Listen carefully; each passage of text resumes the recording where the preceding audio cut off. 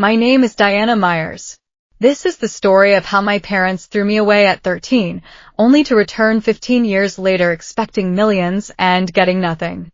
I'm 28 now. 15 years ago, my parents, Richard and Sandra Myers, kicked me out of our Portland home. Last week, they showed up at the reading of my Uncle Harold's will with confident smiles and a high-priced attorney, absolutely certain they'd walk out rich. Instead, their smiles vanished. When the attorney reached Clause 7, my mother, the woman who once declared I was no longer her daughter, turned chalk white. To understand why, we have to go back to the summer of 2010. I was 13 and invisible in my own home. My sister Tiffany was the golden child. I was the spare. For her 15th birthday, Mom threw a huge party. For mine, 3 months later, we ate a generic marked-down cake from the grocery store where she worked. The frosting said, "Happy Birthday," with no name. The final straw was the Oregon STEM Summer Academy.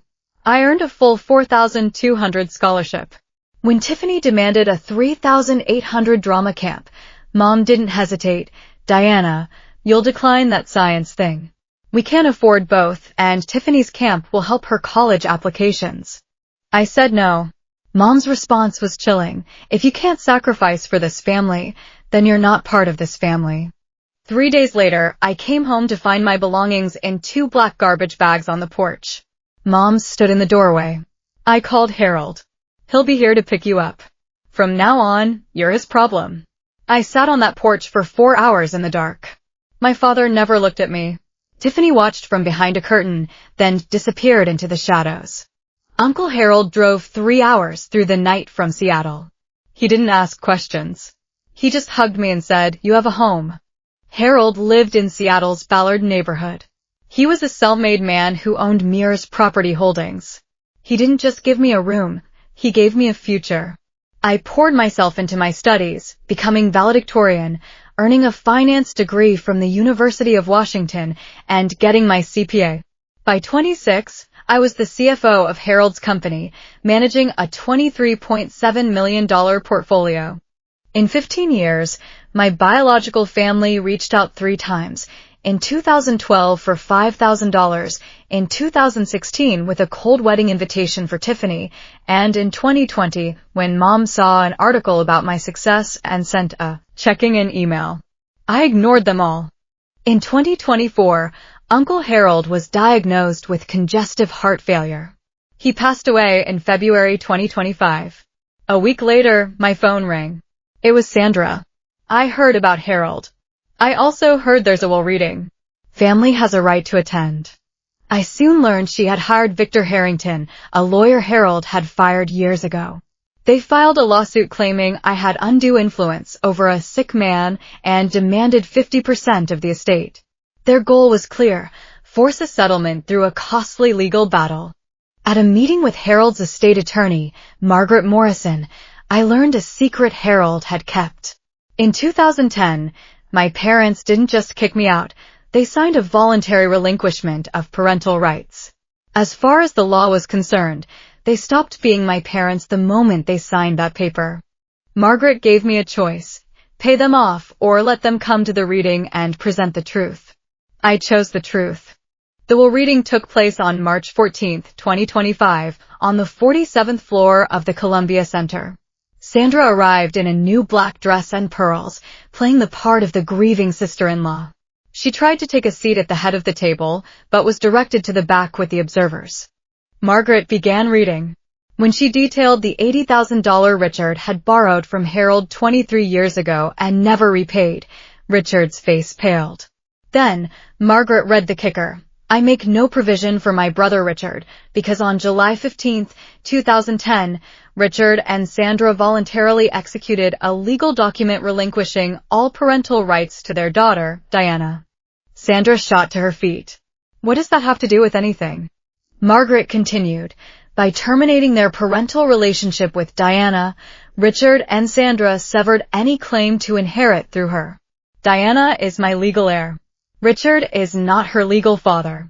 Then came the moment that shattered them.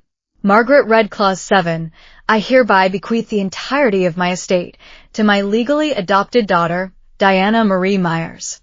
Adopted. Margaret confirmed the adoption was finalized in 2012. Sandra stared at me, her face the color of chalk. Adopted? Since when? Harold had left a letter. Margaret read his words. Diana, if this letter is being read, things happened as I expected. You came to me as a wounded child. I have never been more proud of anyone. Don't let them make you feel guilty for surviving them. I love you, Diana. Forever, your father, Harold. Sandra made one last play, switching from anger to a wounded tone. Diana, sweetheart, I made mistakes. We're still blood. Can't we divide the estate fairly? I stood up. You gave up the right to call me sweetheart 15 years ago. You stopped being my family when you signed that document. Margaret then revealed she had discovered Victor Harrington's conflict of interest. He had previously represented Harold and been fired. He stood up, gathered his briefcase, and fled the room without a word, leaving my parents humiliated and alone. In the year that followed. 1. Victor Harrington. Margaret filed a bar complaint. He was suspended for 6 months, fined $15,000, and lost hundreds of thousands in revenue. 2. Sandra. She sent an email asking for a chance to make things right. It was full of excuses and the same blood is blood rhetoric. I sent a 4-sentence reply. I forgave you a long time ago for myself. But I don't want a relationship with you. Please don't contact me again. 3. Tiffany. She sent a handwritten letter. Unlike my mother, she took accountability.